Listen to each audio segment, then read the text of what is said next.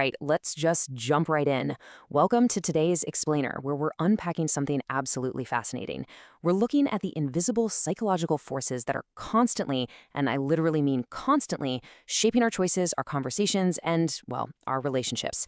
You can kind of think of this as the hidden code of human behavior. And honestly, once you learn how to read it, everything changes. So, who is actually controlling your decisions? It's a bit of an uncomfortable thought, right? I mean, we all like to believe we're the sole authors of our lives, just making these fully independent choices every single minute of the day. But the reality? Our choices aren't always entirely our own. Our brains are totally wired with these subconscious triggers, and if you aren't aware of them, you're highly susceptible to having your decisions guided by outside forces. And there's this really stark quote from our source material that just drives the point home. Every company, every social media app, every businessman uses psychology to influence others. What's really crazy here is how this completely reframes psychology. It's not just some academic subject anymore. It's literally an everyday survival tool. Everywhere you look, someone is applying these principles, usually to get you to click, buy, or just agree to something. But here's the thing, understanding these psychological drivers isn't about learning how to manipulate people. No, it's essential self-defense. It's absolutely crucial for operating with high emotional intelligence and just navigating the modern world without being pulled by invisible strings. So here's how we're going to break this all down today. Number 1, mastering attention and clarity. Number 2, the architecture of choice. 3, social dynamics and value. And 4, the ethics of influence.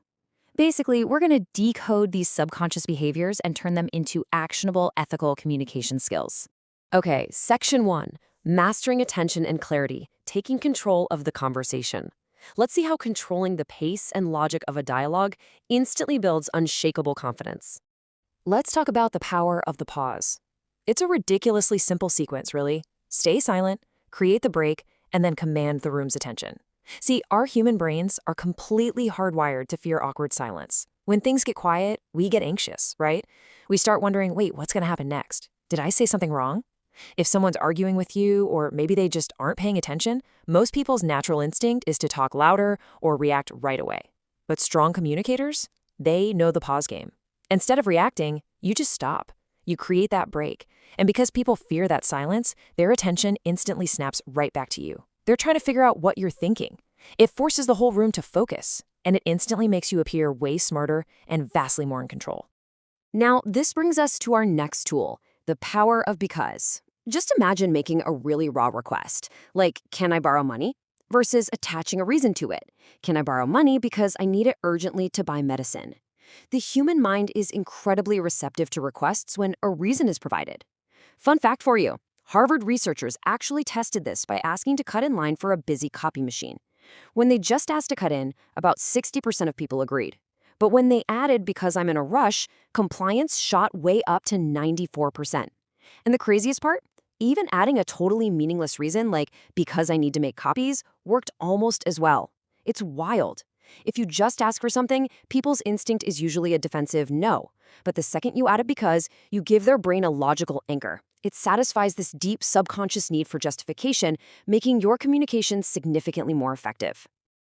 All right, that brings us to Section 2, the architecture of choice, guiding subconscious decisions. We're going to see how the framing of our options heavily dictates the path we actually end up taking. So this introduces a super crucial concept known as the illusion of choice. This is essentially when you give two options that both lead to your desired outcome.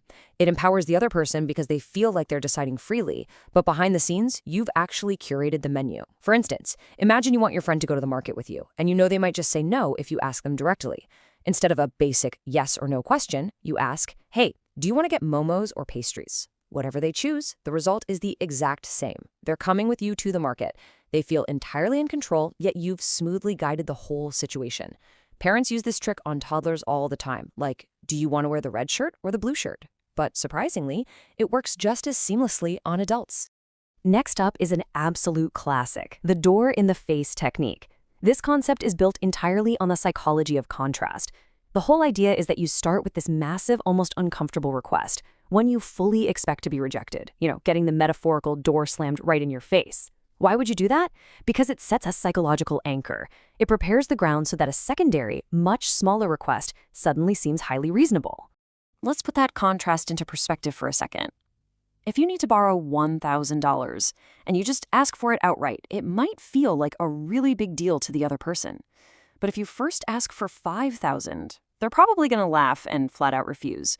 But when you then scale it back and go, okay, well, how about $1,000? Suddenly, that $1,000 feels incredibly small and manageable by comparison. Unconsciously, the person actually feels a sense of relief. It's a technique used constantly by negotiators, marketers, and politicians. They'll highlight this massive, catastrophic problem and then propose a smaller policy or tax that, next to the big problem, just feels like a minor burden. Moving right along into Section 3, Social Dynamics and Value, Building Mutual Respect.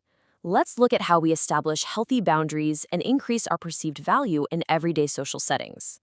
Now, this next concept might actually sound a little backward at first. It's called the Franklin effect. It's what happens when someone does a favor for you and then they justify it afterward by convincing themselves that they actually like or respect you more. I know, you'd think we like people that we do favors for because they're already our friends, right? But psychologically, when you ask someone for a tiny favor, like, I don't know, asking to borrow a pen, they do it and their brain rationalizes the action by saying, well, I just helped this person out, I must really value them. Benjamin Franklin famously used this trick to win over a rival legislator just by asking to borrow a rare book from his library. It creates this minor psychological debt. When you use it ethically, asking for small, totally reasonable favors is just an incredible way to build genuine mutual rapport and break the ice. Let's map out how the multiple choices game works in real time. If you casually mention other supportive friends you're hanging out with or groups you're a part of, you're subtly triggering a sense of scarcity and perceived demand. And the natural outcome of that? Increased interest from the person who maybe was casually ignoring you before. By implying you have options and a rich social life, you trigger a natural sense of value. People just subconsciously value what's in demand. But the absolute key here for emotional intelligence is that you do not need to resort to toxic, false claims or aggressive jealousy games. You really don't. Just subtly reminding people that your time and energy are valued elsewhere naturally raises your worth in their eyes. And that leads directly into the power of remaining just a little bit mysterious. Being selective with your information actually increases your perceived value. It prevents rapid judgment, and it builds curiosity. Think about the most engaging public figures or influencers out there. They don't overshare. They share just enough to stay relevant, but they maintain a really strict boundary between their public presence and their personal privacy. Because if you become a totally open book, people can judge and dismiss you way too quickly. By holding back and giving only the minimum necessary information, you let that curiosity build. You protect your peace, establish firm boundaries, and keep people genuinely interested in what you have to say. All right, finally, we reach Section 4, the ethics of influence. Wielding the sword and shield. Because understanding human psychology definitely comes with a profound responsibility. I actually want to share a direct warning straight from our source material here. Warning, these psychological tricks are powerful and dangerous. Don't use them to harm anyone. Use them only when someone is trying to harm you. The absolutely crucial takeaway here is that this knowledge is a shield, guys. It's not a weapon. We aren't learning about the illusion of choice or the power of pause to go out and maliciously manipulate people. No, we're learning them for self-improvement. We use them for psychological defense, so you can actually recognize when someone is trying to use the door-in-the-face technique on you at a car dealership or in a boardroom. And we use them for empathetic communication, making sure our messages are heard clearly and our boundaries are deeply respected. Which really leaves us with one final big question. Now that you can see the invisible strings, how are you going to use them? You've got the toolkit now. You understand the science behind attention, framing, and social value. So my challenge to you is to become an ethical, psychological mastermind. Take these insights, elevate your emotional intelligence, and navigate your world with absolute confidence. Hey, if you paid attention all the way to the very end of this explainer, do me a quick favor and drop the word psychology down in the comments below. Thank you so much for joining me to decode the mind today, and I'll catch you guys next time.